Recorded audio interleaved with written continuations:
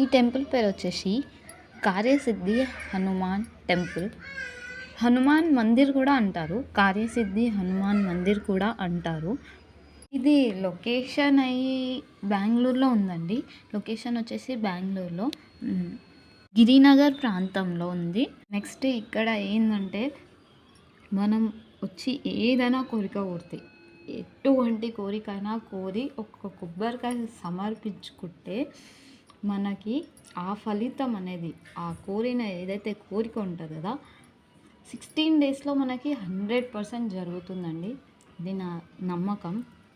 మీరు ఒక్కసారి వెళ్ళి దర్శించండి, మీకు తెలుస్తుంది అసలు ఎంత. అంటే హనుమాన్ టెంపుల్కి వెళ్తున్నప్పుడు మనము ఎంత పీస్ఫుల్గా ఉంటుందంటే, అక్కడ ఒక పెద్ద విగ్రహం లాగా స్టాచ్యూ ఉంటుందండి.